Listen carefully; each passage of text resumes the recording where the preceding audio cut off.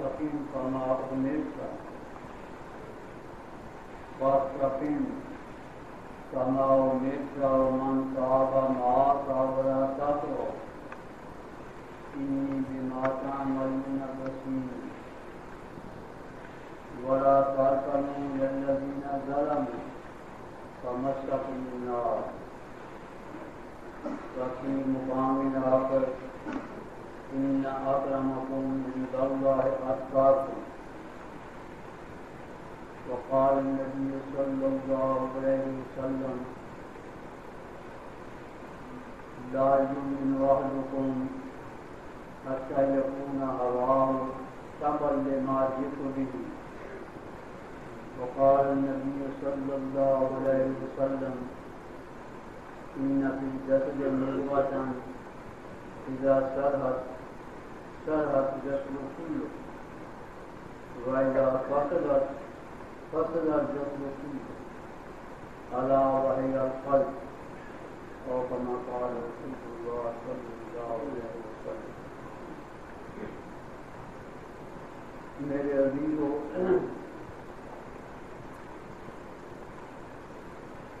باتوں سے الحمدللہ بیان ہو رہے ہیں، ذکر کی منصب بھی ہو رہے ہیں، علماء حضرات نے بیان فرمایا جو کچھ اللہ تعالیٰ نے ہم سے چاہا وہ انہوں نے ہم لوگوں تک پہنچایا۔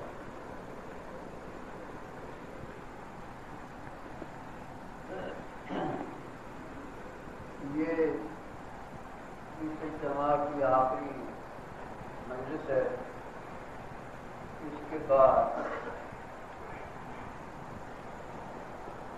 ہم ایک دوسرے سے جدا ہو جائیں گے، اور یہ اصول ہے شروع سے چلتا ہے، مجلسیں چلتی ہیں، برباد ہوتی ہیں، بگڑتی ہیں، جدائی ہوتی ہے، ملاقاتیں ہوتی ہیں، یہ ایسے سلسلہ ہوتا ہے۔ لیکن یہ نہیں آدمی کہہ سکتا کہ جو دوست اس مجلس میں اکٹھے ہوئے ہیں، ایک دوسرے سے ملاقات ہوئی ہے، آئندہ مجلس میں بھی وہ سب اکٹھے ہوں گے یا نہیں، یہ کوئی بات ہے، کیا پتہ میری زندگی ہوگی، اب کیا پتہ آپ آ سکیں گے یا نہیں آ سکیں گے۔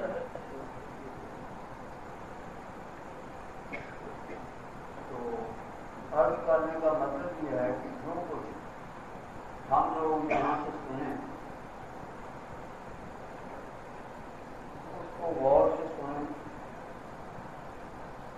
اس کو اپنے دل میں جمائیں، اس کے مطابق اپنی عملی زندگی کو پرکھیں، اگر اس کے مطابق نظر آئے تو اللہ پاک کا شکر ادا کریں، اور اگر اس میں کچھ کوتاہیاں نظر آئیں تو اس کی اصلاح کر لیں،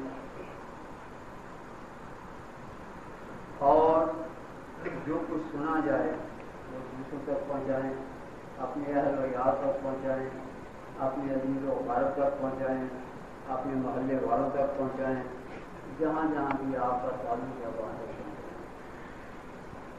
اسی طرح دین کا سلسلہ شروع ہوا ہے اور یہ قیامت تک اسی طرح جاری رہے گا۔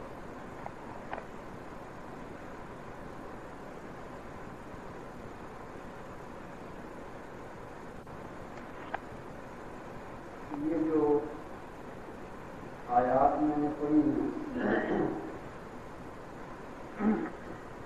اس میں پہلی آیت کا ترجمہ یہ ہے، اللہ تعالیٰ فرماتے ہیں یا ایھا الذین آمنوا اتقوا اللہ حق تقاتہ، ہے وہ لوگوں جن کو ایمان کی دولت عطا فرمائی گئی، کوئی یہ نہ کہے کہ میں ایمان لے کر آیا، میں کا لفظ نہیں، یہ ان کی مہربانیاں ہیں، ان کی کرم نوازیاں ہیں، ان کی بخششیں ہیں، ورنہ ہم کو وہ چاہتے، ہم نے ان کو سوال نہیں کیا تھا کہ ہم کو اپنی حقیق کی امت میں پیدا کریں، کسی نے نہیں کیا، وہ چاہتے کسی کافر کے گھر میں پیدا کر دیتے، کسی کو نہیں کے گھر میں پیدا کرتے کہیں بھی پیدا کرتے. تو یہ ان کا احسان پیدا کرنا، ہدایت عطا فرمانا، ہدایت پر چلنے کی توفیق عطا فرمانا، یہ سب ان کی مہربانی ہے. اس آیت میں ایمان والوں کو مخاطب کیا گیا ہے. یا ایھا الذین آمنوا، ہے وہ لوگ جو ایمان لائے. ایمان جب کفر سے آدمی ایمان میں داخل ہوتا ہے تو اسے اقرار کرایا جاتا ہے، اشہد ان لا الہ الا اللہ واشہد ان محمد رسول اللہ.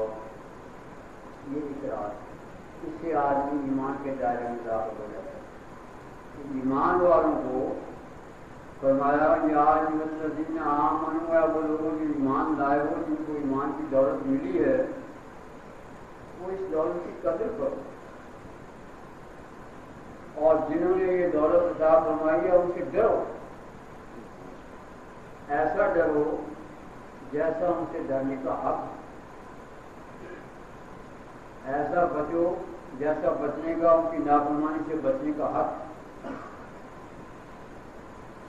تقوی کی تعلیم ہے، اور تقوی کی تعلیم میں بھی اس طرح تعلیم ہے کہ اعلیٰ درجے کا تقوی حاصل کرو.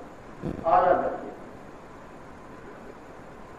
ادنا درجے کا نہیں، اعلیٰ درجے کا. یا ایھا الذین آمنوا اتقوا اللہ حق تقاتہ، جیسا ان سے ڈرنے کا حق.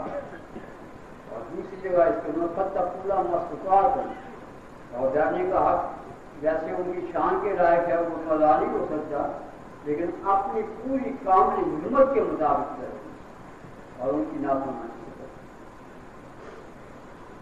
وَلَا تَمُوتُنَّ إِلَّا وَأَنْتُمْ مُسْلِمُونَ، اور جب تم اس دنیا سے رخصت ہو عالم آخرت کی طرف تو تمہاری موت کی حالت میں آئے تو تم فرما بردار، نافرمانی کی حالت میں موت نہ آئے. مرنے کے بعد پہلی پیشی اللہ تعالیٰ کی بات آنے لگتی. کئی واقعات آئے، روح قبض ہوئی اور فرشتے اس کو لے کے بارگاہ الہی میں پیش ہوئے. تو پہلی پیشی اللہ تعالیٰ کی بارگاہ میں ہوتی ہے. تو اللہ تعالیٰ فرماتے ہیں وَلَا تَمُوتُنَّ إِلَّا وَأَنْتُمْ مُسْلِمُونَ، فرما برداری کی حالت میں ہمارے سامنے آئے، ہماری بارگاہ میں فرما بردار بن کر آنا، نافرمان بن کر نہیں آنا.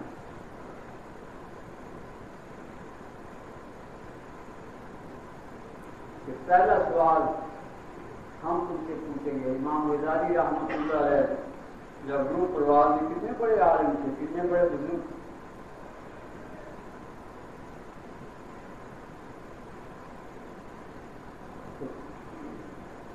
صبح کا وقت بدر کی نماز پڑھی ہے، کفن منگایا ہے، سر آنکھوں پر رکھا ہے کہ میرے آقا کا حکم میرے سر آنکھوں پر، اندازہ سے کرو، میرے آقا کا حکم، میرے مالک کا حکم میرے سر آنکھوں.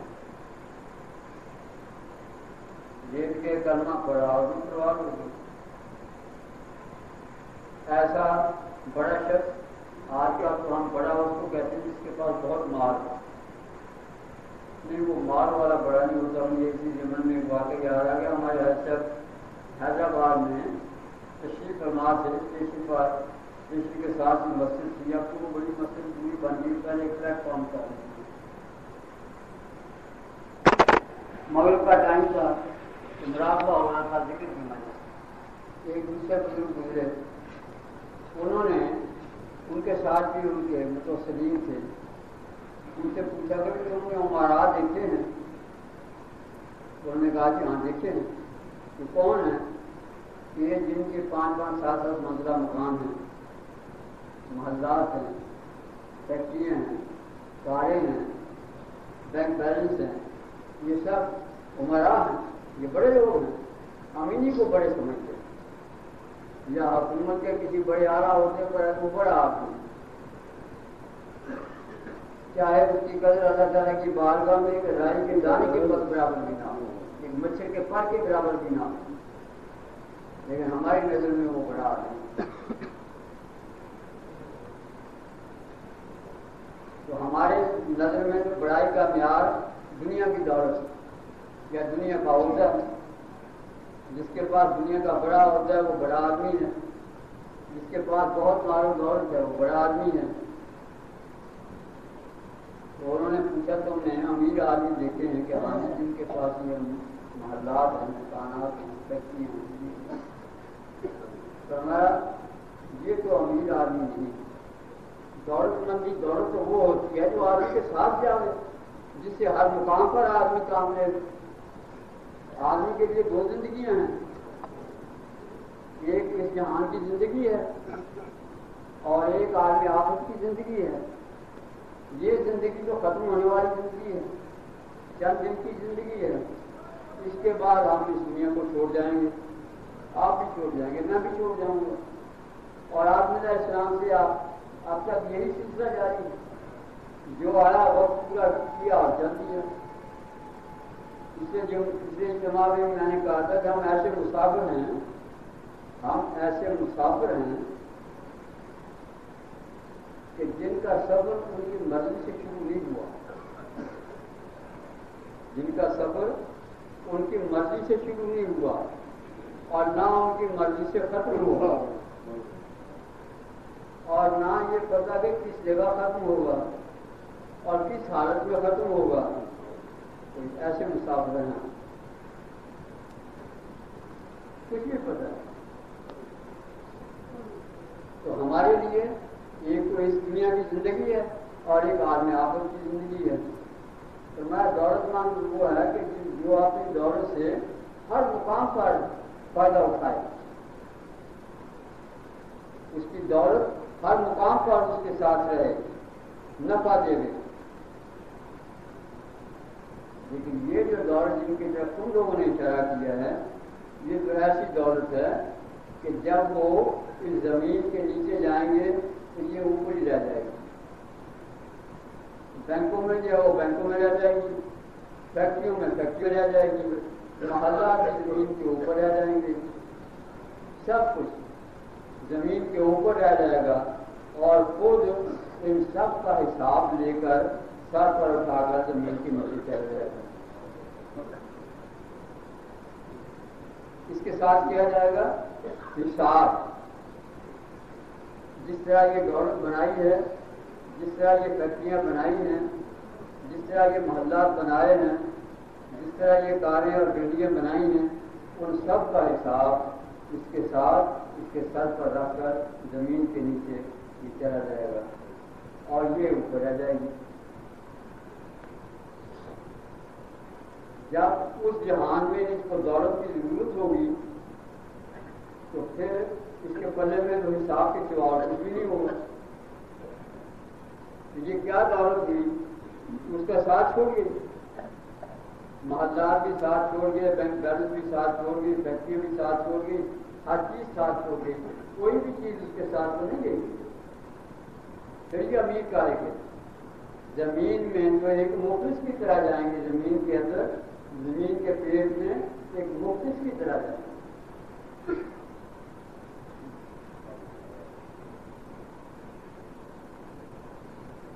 انہوں نے عرض کیا کہ حضرت سے عمرہ کون ہے؟ کہ عمرہ وہ جماعت ہے جو اللہ کے گھر میں بیٹھی اللہ کی فکر میں لگی۔ یہ دولت ہے، یہ دولت ہے جو ان کے ساتھ جہاں بھی اس سے دولت سے ان کو عزت ہے، جہاں بھی اس دولت سے ان کو عزت۔ اولیاء کرام کی زندگی دیکھو، دنیا میں کوئی کے محلات تھے، خود سرکار دو عالم رحمۃ اللہ علیہ کے زندگی مبارک کو دیکھو، کتنے محلات تھے آپ کے، کتنی بلڈنگیں تھی آپ کی، کتنی فیکٹریاں کارخانے تھے آپ کے، چھت بھی پردے لگے ہوتے تھے۔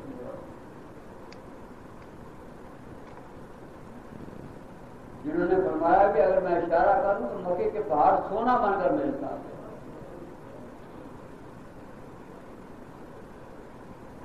ایسے دولت مند کہ پورے جہان کو آپ کی خاطر پیدا کیا ہے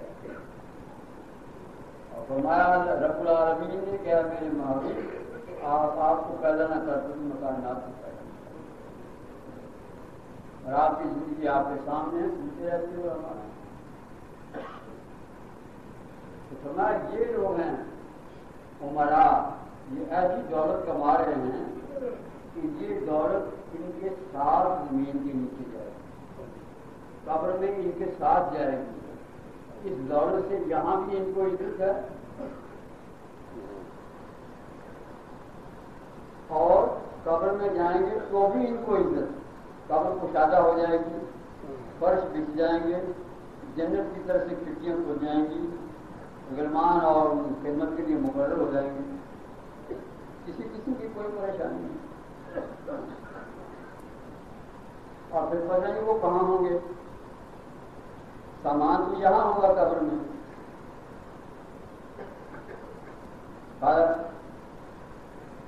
غلام فرید رحمۃ اللہ علیہ چاچا شریف میں بزرگ گزرے ہیں، وہ ہمارے حضرت بڑے حضرت فضل قریشی رحمۃ اللہ علیہ چاچا گئے، آپ کے مزار پر گئے، فاتحہ پڑھی اور مراقبہ کیا، کافی دیر تک بیٹھے. پھر خالد صاحب سے ملاقات کی. خالد صاحب نے کہا میں سرکار دو عالم کی مجلس میں تھا اور حضور نے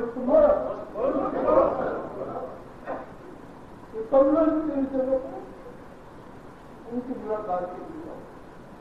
پھر میں آپ کو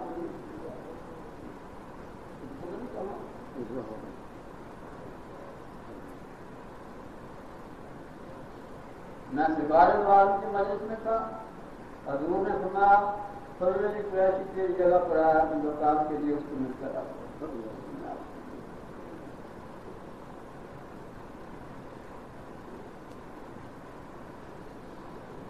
ہمارے بڑے حضرت صاحب اور حضرت مولانا ابو مرضی رحمۃ اللہ علیہ اجمیر شریف تشریف لے گئے.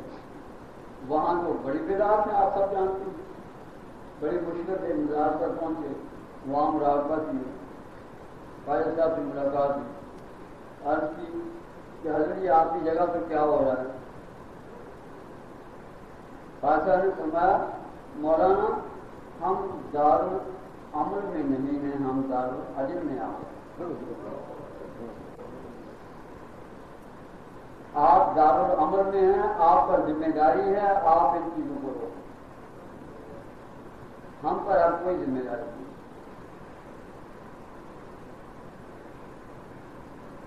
وہ تو پتہ نہیں کون سی مجلس میں ہے، اور جہاں جس کا محبوب ہوتا ہے وہ وہی ہوتا ہے.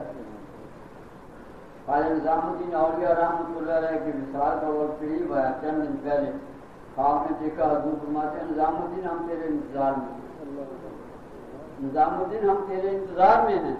اندر کتنا شوق ہوگا اور وہ کیا کیفیت ہوگی جب سرکار دو عالم نے فرمایا کہ نظام الدین ہم تیرے انتظار میں ہیں.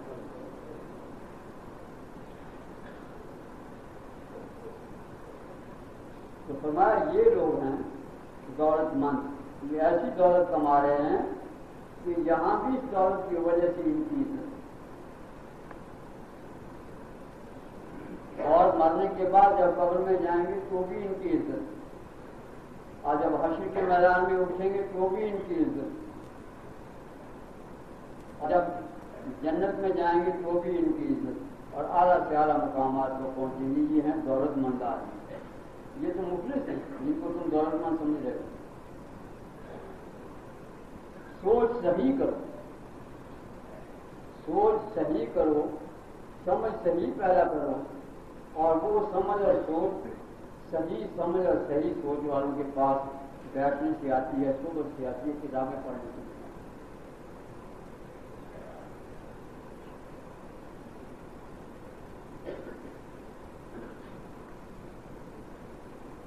تو فرمایا اصل دولت یہ جس کے لیے آدمی کو محنت اور جس پر عزت ہے. اللہ تعالیٰ نے فرمایا یا ایھا الذین آمنوا اتقوا اللہ حق تقاتہ، اے وہ لوگوں جو ایمان لائے ہو ڈرو ہم سے، ہماری نافرمانی سے بچو، اور اس جب ہمارے پاس آؤ تو فرما برداری کی حالت میں آنا، نہ فرمانے کی حالت میں۔ تقوی کا حکم دیا، تقوی کا بھی اعلیٰ درجے کا، حق کا تقاضے ہی سے اشارہ فرما دیا، حکم فرما دیا کہ اعلیٰ درجے کا تقوی حاصل کرنا، ادنا درجے کا نہیں، اعلیٰ درجے کا۔ یہ نہیں کہ 5 وقت نماز پڑھ لی تو متقی ہو گئے اور ٹی وی چل رہی ہے تو خیر وہ دنیا کے کام ہے، یا سنت کا ترک ہو رہا ہے تو وہ دنیا کا کام ہے۔ تو مجھے ایک شخص ایسی آیا میرے پاس، میں نے کہا کیا حال ہے؟ کہ اچھا حال ہے۔ میں نے کہا اچھا حال تو نہیں ہے، مجھے تو اچھا حال نہیں نظر آتا۔ وہ خاموش ہو گیا، جمیدار آدمی تھا۔ میں نے کہا اچھا حال مجھے تم بتا دو کہ جو شخص نبی پاک کا نافرمان ہے وہ اللہ پاک کا نافرمان ہے، نافرمان کا حال اچھا ہوتا ہے یا خراب ہوتا ہے؟ تم ہی فیصلہ کرو کہ نافرمان کا حال اچھا ہوتا ہے یا خراب ہوتا ہے۔ اگر تمہیں اب سمجھ نہیں ہے، میرا آنکھ بند ہونے کی دیر ہے، زمین کے نیچے جانے کی دیر ہے، سمجھ آ جائے گی کہ میرا حال اچھا تھا یا خراب۔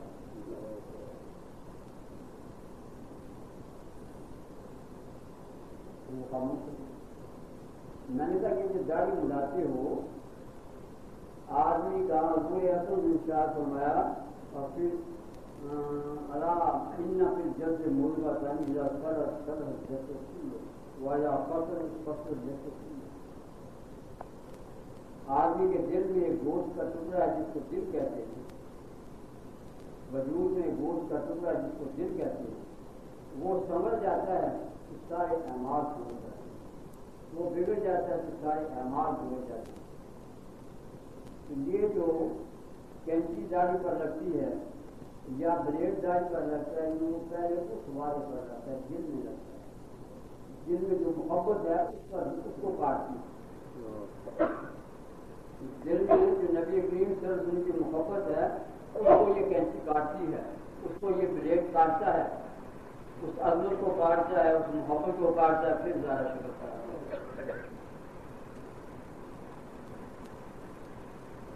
پہلے وہاں زخم لگتا ہے، پھر چہرے پر آتا ہے۔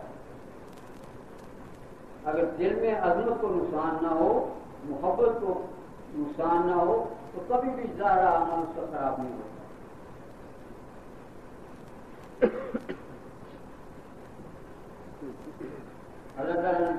اللہ تعالیٰ نے تقوی کا حکم کیا اور اعلیٰ درجے کا، یا ایھا الذین آمنوا اتقوا اللہ حق تقاتہ، ایسا ڈرو جیسا ان سے ڈرنے کا حق ہے، ایسا ان کی نافرمانی سے بچو جیسا ان کی نافرمانی سے بچنے کا حق۔ وَلَا تَمُوتُنَّ إِلَّا وَأَنْتُم مُّسْلِمُونَ، اور جب تم ہمارے پاس آؤ، اس دنیا سے آؤ تو فرما بردار بن جاؤ۔ اسی کی یہ دوسری جو بات میں نے پڑھی، فرسٹ تقیم کما حضور اکرم صلی اللہ علیہ وسلم نے داڑھی مبارک میں چند بار سفید آ گئے، صحابہ نے عرض کی یا رسول اللہ بڑھاپا آ گیا، اور میں سورہ حود نے پورا کر دیا، سورہ حود نے پورا کر دیا۔ تو صحابہ نے عرض کی کہ سورہ حود میں پیغمبروں پر جو ان کی امت تھی ان پر عذاب کے ذکر ہیں، اس وجہ سے فرمایا اس طرح فاستقم کما امرت ومن تاب معك ولا تطغوا انی بما تعملون بصیر۔ قائم رہیے اس پر، اس راستے پر جس پر چلنے کا آپ کو حکم دیا گیا،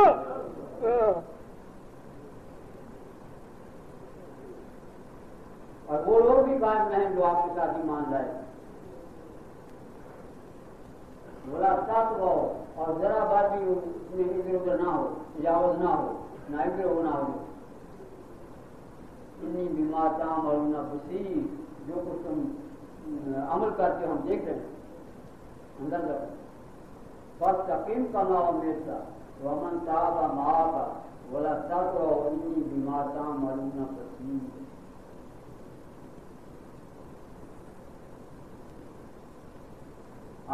پر ثابت کر رہی ہے. آپ تو الحمدللہ تھے، لیکن تب بھی تو ہمارے لوگوں کے لیے ہے، امت کے لیے ہے کہ وہ لوگ جو آپ کا ایمان لائے ہیں، اپنے آپ کو آپ امتی سمجھتے ہیں، مومن سمجھتے ہیں، وہ بھی سختی سے اس راستے پر آئیں. انی بما تعملون بصیر، جو کچھ تم عمل کر رہے ہو دیکھ رہے ہیں. یہ نہ سمجھنا کہ ہم نہیں دیکھ رہے، ہم ہر چیز دیکھ رہے ہیں، ظاہر کو بھی دیکھ رہے ہیں، باطن کو بھی دیکھ رہے ہیں. جس نجی سے وہ عمل ہو رہا ہے اس کو بھی ہم جان رہے ہیں، اور جو عمل ہو رہا ہے وہ بھی ہماری نظر میں. ولا ترکنوا الى الذين ظلموا فتمسكوا النار، اندازہ کرو. ولا ترکنوا الى الذين ظلموا، اور تمہارا جھکاؤ بالکل نہ ہو ان لوگوں کی طرف جو نافرمان ہیں، ظالم. مفسر لکھتے ہیں کہ قلبی جھکاؤ بھی نہ ہو. عملی جھکاؤ تو دور کی بات ہے، قلبی جھکاؤ بھی نہ ہو. فتمسكوا بالنار، تو تم کو آگ کی جائے گی اور تمہارا کوئی مددگار نہیں ہوگا. اندازہ اپنا لینا نافرمانوں کی شکل و صورت کا، ان کی عادات و فضائل کا، ان کے اٹھنے بیٹھنے کا، ان کے لباس کا، ان کی معاشرت کا، ان کے معاملات کا اپنا لینا تو دور کی بات ہے. کبھی جھکاؤ بھی نہ ہو، جھکاؤ بھی نہ ہو، یعنی یہ بھی نہ دل میں آئے کہ ان کا یہ طرز اچھا ہے، ان کی یہ ادا اچھی ہے، ان کا یہ لباس اچھا ہے، ان کی صورت کا نقشہ اچھا ہے، ان کے اٹھنے بیٹھنے کا نقشہ اچھا ہے، ان کے کھانے پینے کا نقشہ اچھا ہے، ان کی معاشرت کا نقشہ اچھا ہے، ان کے لین دین کا نقشہ اچھا ہے. کیوں؟ اللہ تعالیٰ نے فیصلہ فرما دیا کہ تمہارے لیے میرے حبیب کی زندگی کا نمونہ بہترین نمونہ ہے، یہ مقبول نقشہ ہے، اسی پر تمہارا فیصلہ ہوگا، اس سے فیصلہ اور کوئی ہو نہیں سکتا. میرے حبیب ساری کائنات میں بہترین ہے، آپ کی ہر چیز بہترین، صورت کا نقشہ بہترین، کھانے پینے کا نقشہ بہترین، معاشرت کا نقشہ بہترین، معاملات کا نقشہ بہترین، محبت و عداوت کا نقشہ بہترین. ہر نقشہ زندگی کے کسی پہلو میں جو دیکھ لو وہ سب بہترین نقشے. اس نقشے کے سوا جو بھی نقشہ ہے وہ بدترین ہے. ایک بہترین ہے، ایک بدترین. کفار کا نقشہ جن کو اللہ تعالیٰ نے فرمایا یہ میرے دشمن ہیں، میرے حبیب کے دشمن ہیں، دین کے دشمن ہیں. اے ایمان والو تمہارے بھی دشمن ہیں، تمہاری ملکوں کے دشمن ہیں، تمہارے دین کے دشمن ہیں. اور بگاڑ کے رکھ دیا، نہیں بگاڑ کے رکھ دیا، بگاڑ کے رکھ دیا.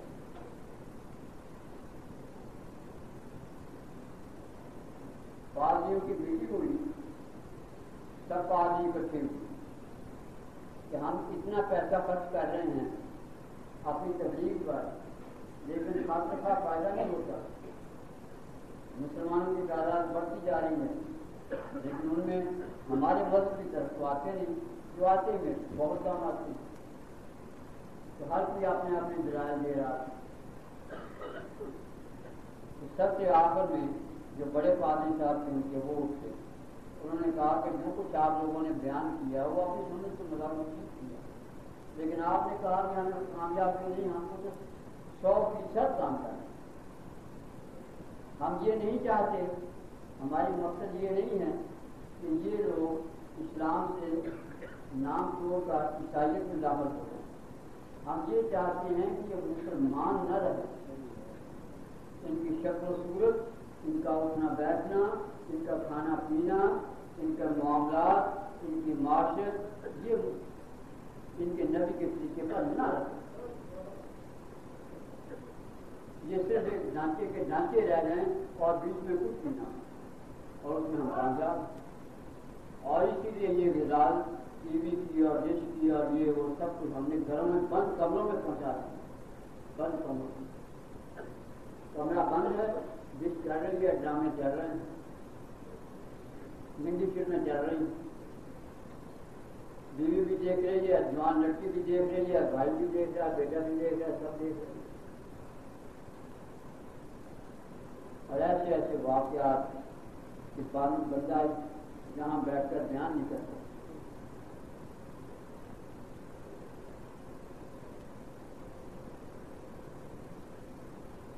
اس نے کہا کہ ہم بالکل کامیاب ہیں، ہم نے ان کو بگاڑ کر رکھ دیا، ان کی سوچ نے بگاڑ دی، ان کی معاشرت بگاڑ دی۔ آپ شادی بیاہ میں دیکھو کیا ہو رہا ہے، موت کی رسموں میں کیا ہو رہا ہے، مہندی کی رسمیں اور موویاں اور یہ وہ کتنی خرافات ہیں، کس بات کا ہم کسی نے سب کہا ہے، ایک تار ہو تو سی لوں اپنا گرے گا یار، ایک چاک ہو تو سی لوں اپنا گرے گا یار، ایک چاک ہو تو سی لوں اپنا گرے گا یار، ظالم نے پھاڑ ڈالا ہے تار تار کر،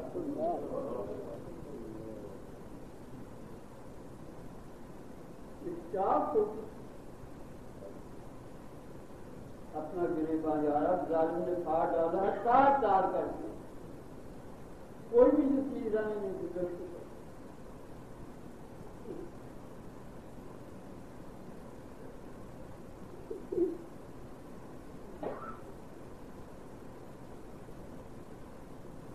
اور اللہ تعالیٰ کا حکم ہے فَاسْتَقِمْ كَمَا أُمِرْتَ وَامْتَثِّلْ مَا كَانَ بِمَا تَعْمَلُونَ بَصِيرٌ۔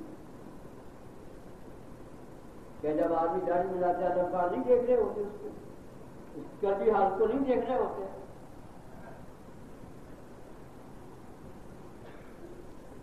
یا وہ رشوت کھاتا ہے، یا وہ بدنظری کرتا ہے، یا وہ ٹی وی دیکھتا ہے اور ننگی فلمیں دیکھتا ہے اور ڈرامے دیکھتا ہے، اس کی بیوی بھی ساتھ ہوتی ہے، اس کی جوان لڑکی بھی ساتھ ہوتی ہے، اس کا لڑکا بھی ساتھ ہوتا ہے، اللہ تعالیٰ نہیں دیکھ رہے ہوتے، اس کو ہمارا ایمان کہاں ہوتا ہے؟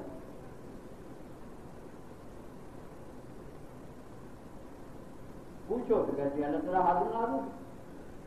اتنی بڑی بات ہے کہ باپ کے سامنے اس کی بیوی بیٹی کوئی بے حیائی کا کام کرتی، شرم آتی ہے، نہیں کر سکتی، اور اگر سب کے لیے باپ ہو تو پھر تو بالکل ہی نہیں کر سکتی۔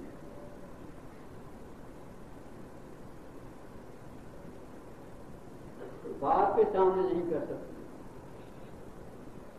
نہ بچہ باپ کے سامنے کر سکتا ہے بے حیائی کا کام، لیکن ہم اپنے رب کے سامنے کرتے ہیں، جن کے متعلق ہمارا ایمان ہے کہ وہ حاضر ناظر ہیں، ان کی حاضری میں کر رہے ہیں، نہیں کر رہے۔ یہ کہاں بات پہنچ گئی؟ اس وقت ہمارا قرآن پر ایمان کہاں گیا؟ اس پر حاضر ناظر ہونے پر ایمان کہاں گیا؟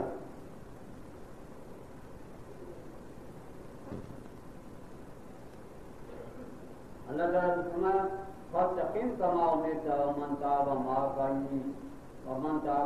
إِنِّي بِمَا تَعْمَلُونَ بَصِيرٌ۔ جو کچھ تم کرتے ہو ہم دیکھ رہے ہیں، پھر ہم کیا رہی ہے، اللہ پاک دیکھ رہے ہیں، بیوی دیکھ رہی ہے، بیٹی دیکھ رہی ہے، بھائی دیکھ رہا ہے، باپ دیکھ رہا ہے، اللہ پاک دیکھ رہا ہے۔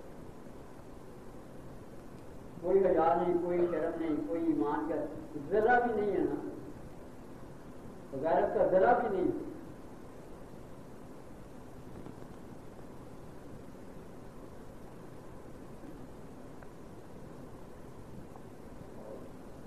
واقعہ تو آپ کے سامنے ہے،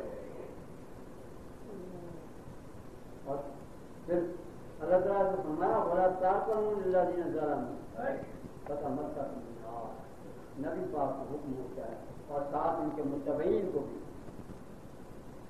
کہ تمہارا جھکاؤ بھی نہ ہو، عملی جھکاؤ بھی نہ ہو، قلبی جھکاؤ بھی نہ ہو، زبان سے بھی نہ یہ کہا جائے، ورنہ تم کو آگ چھو جائے اور تمہارا کوئی مددگار نہیں ہوگا۔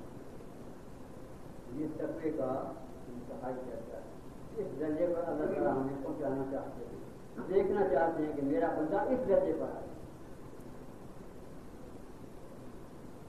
توفیق کے اس درجے پر آئے۔ اور ہم جو لوگ اکٹھے ہوئے ہیں اسی لیے اکٹھے ہوئے ہیں کہ میں بھی یہ چاہتا ہوں کہ اللہ تعالیٰ مجھے بھی ایسا تقویٰ نصیب فرمائیں، اور آپ کے لیے بھی یہی دعا ہے کہ آپ لوگوں کو بھی یہ ایسے تقویٰ نصیب ہو، اور جو مذکورات گھروں میں آئی ہیں ان کے لیے بھی یہی دعا ہے۔ اللہ تعالیٰ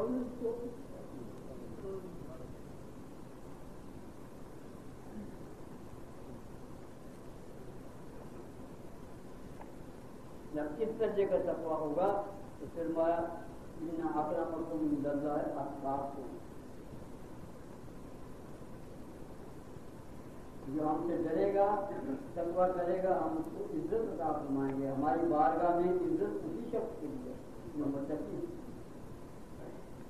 عزت اس کو دی جاتی ہے جس پر رضا ہوتی ہے، اور جس درجے کی رضا ہوتی ہے اسی درجے کی عزت ہوتی ہے۔ اور اللہ تعالیٰ نے فرمایا کہ اعلیٰ درجے کا حق کا تقاضا، تقویٰ کرو جیسے تقویٰ کرنے کا حق ہے، بچو جیسا بچنے کا حق،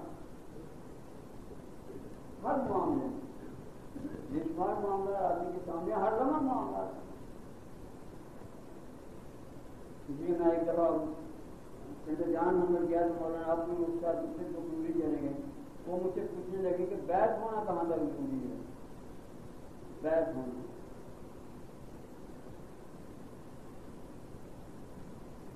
میں نے کہا عبادت کہاں تک ضروری ہے، کہ عبادت تو فرض ہے، اس کے لیے تو قرآن میں اللہ تعالیٰ نے فرمایا وَمَا خَلَقْتُ الْجِنَّ وَالْإِنسَ إِلَّا لِيَعْبُدُونِ، ہم نے تم کو اپنی عبادت کی لیے پیدا کیا۔ میں نے کہا عبادت کے لیے اخلاص، علم اور اخلاص، اس کے بغیر عبادت ہو نہیں سکتی۔ علم نہ ہو تو عبادت کیسے کرے گا، اور اخلاص نہ ہو تو عبادت قبول نہیں ہوگی۔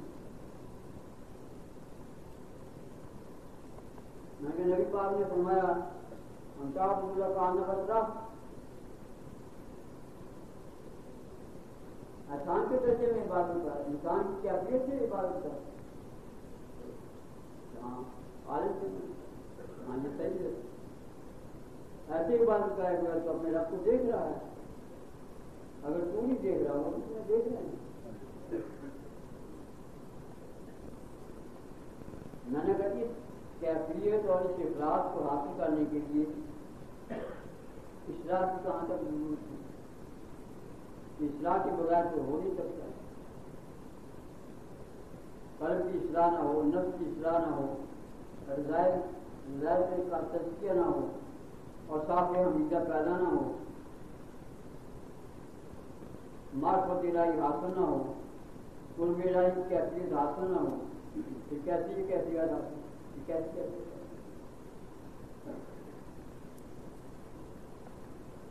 اصلاح کے بغیر نہیں ہو سکتا۔ تو میں نے کہا آپ یہ فرمائیں کہ اصلاح آج خود آدمی اپنی کر سکتا ہے،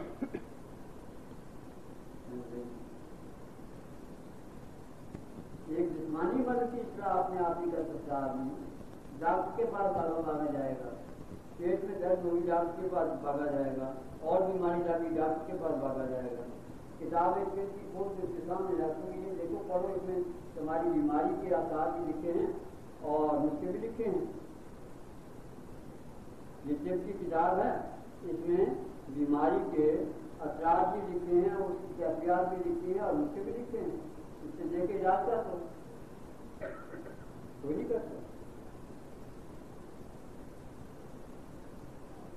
اس کے لیے ڈاکٹر کے پاس جانا پڑتا ہے۔ میں نے کہا جب اس کے لیے ڈاکٹر کے پاس جانا پڑتا ہے تو اصلاح نفس کے لیے بھی شاید اس بات کو رسول کرنا پڑے گا۔ یہ جو ظاہرہ امراض ہیں وہ تو باطنی امراض ہیں، وہ تو باطنی امراض ہیں۔ پچھلے میں بتایا تھا، میں جانوں کا واقعہ ہے، تبلیغی جماعت کے امیر تھے، وہ مجھے کہنے لگے کہ مجھے آپ سے کچھ پوچھنا ہے۔ میں نے کہا پوچھو بھائی۔ کہ فخر نہیں طبیعت سے مٹتا، فخر نہیں مٹتا.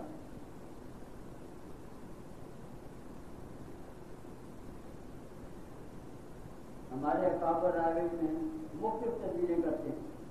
جوتیاں سیدھی کرو، پانی کے لوٹے بھر کر دو، یہ جو کاکوت وغیرہ ہیں ان کو صاف کرو، کھانا کھلاؤ. ہم نے سب کچھ کر کے دیکھا لیکن فخر نہیں مٹتا. اس وقت تو ہم سمجھتے ہیں لیکن بعد میں پھر یہ کیفیت ہے. اس کا کوئی علاج ہے؟ اس کا علاج ہے. اگر آدمی چاہے تو ہر مرض کا علاج ہے، اور روحانی امراض کا تو علاج بالکل ہے ہی ہے نا. قرآن میں فرمایا کہ شفا للناس، اس میں شفا ہے لوگوں کے لیے.